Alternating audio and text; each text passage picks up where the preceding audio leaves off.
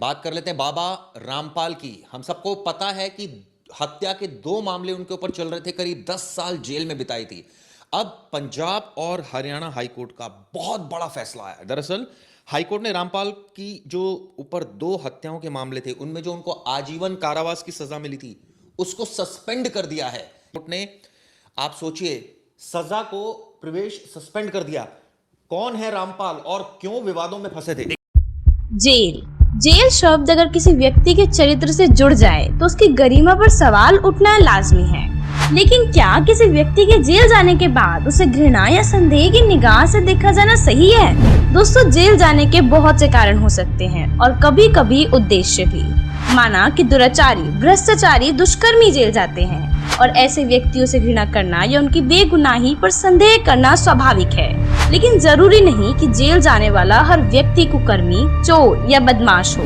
कुछ लोग परमार्थ और समाज सुधार के उद्देश्य को पूरा करने के लिए भी जेल जैसी प्रताड़नाएं स्वीकार करते हैं। जहां एक तरफ भगत सिंह, सुखदेव, राजगुरु जैसे देश प्रेमी हंसते हंसते फांसी चढ़ गए, तो वहीं दूसरी ओर महात्मा गांधी जैसे राष्ट्रपिता भी जेल का कष्ट सहकर परमार्थ में जेल जाने की मिसाल कायम कर गए। श्री कृष्ण जी का तो जन्म ही जेल में हुआ था, लेकिन फिर भी इंसान आज उन्हें भगवान मानकर पूजता है।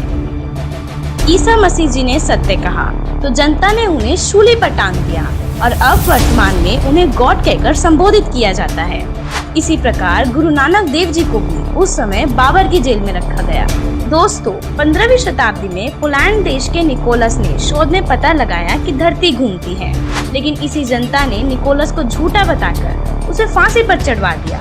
लेकिन कुछ समय पश्चात जब यह बात सच साबित हुई तो इतिहास के पन्नों पर आज भी निकोलस का नाम सुनहरे शब्दों में दर्ज है। वास्तविकता तो यह है कि जब कभी भी किसी महापुरुष ने जनहित में किसी सत्य को उजागर करके जनमानस को सच का आईना दिखाना चाहा, तो उसी जनता के द्वारा उन महापुरुषों को प्रताड़ित ही किया गया। ठीक इसी तरह वर्तमान समय में संत रामपाल जी महाराज भी एक महापुरुष की भूमिका निभा रहे हैं और सभी को एक नई चेतना प्रदान करके अध्यात्म ज्ञान के गुण रहस्य को उजागर कर समाज को बहुमूल्य सत्य ज्ञान प्रदान कर रहे हैं। लेकिन भोली जनता के द्वारा इतिहास में की गई भूल को फिर से दोहराया जा रहा है और उनके इस परोपकार के कार्य में सहयोग के बजाय आलोचना शुरू कर दी। संत रामपाल जी महाराज का गुनाह सिर्फ इतना है कि उन्होंने जनहित में अपना समूल अस्तित्व न्यौछावर कर जनता की भलाई की सोची।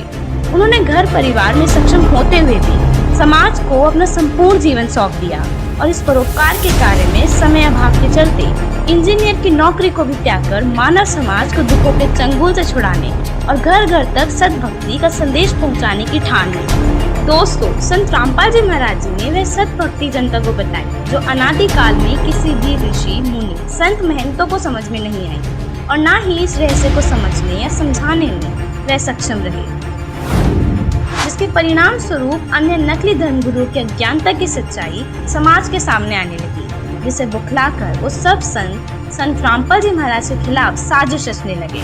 संत रामपाल जी महाराज ने सभी धर्मों के पवित्र सदग्रंथों जैसे वेद, शास्त्र, पुराण शरीफ, श्री गुरु ग्रंथ साहिब और बाइबल आदि का गहनता से अध्ययन किया और यह पता लगाया कि आखिरकार असली सद्भक्ति विधि और मंत्र क्या है, जिससे मनुष्य सुखी भी होंगे और पूर्ण मोक्ष पाकर जन्म मरण के भयंकर रोग से पूर्णतः छुटकारा पा सकेंगे। यह रहस्य संत रामपाल जी महाराज के अतिरिक्त कोई नहीं जानता, जिस कारण वर्तमान के नकली संत, महंत, कथाकार, अज्ञानी धर्मगुरु, शंकराचार्य और अध्यात्म के नकली ठेकेदारों को अपना पतन प्रत्यक्ष दिखने लगा। अपने धर्म की झूठी दुकानें बंद होते देख इन ज्ञानहीन संतों ने संत रामपाल जी महाराज जी की आवाज को पूरी तरह दबाने का भरसक प्रयास किया और जिसका परिणाम आज आपके सामने है। सतगुरु पृथ्वी पर संघर्ष करके समाज को सत ज्ञान से अवगत करवाने के लिए आते हैं और समाज उनको गालियां देते हैं, उनको जेल में डालते हैं। दोस्तों, इस वीडियो के माध्यम से हमारा आप सभी से अनुरोध है कि जो गलतियां हम पहले से करते आ रहे हैं उन्हें फिर से न दोहराएं। एक सभ्य और शिक्षित व्यक्ति होने का परिचय दें। आप जी सिर्फ एक बार संत रामपाल जी महाराज जी का सत्संग जरूर सुनकर देखें। हम दावा करते हैं आप अवश्य अपने दांतों तले उंगली दबाने को मजबूर हो जाएंगे। धन्यवाद।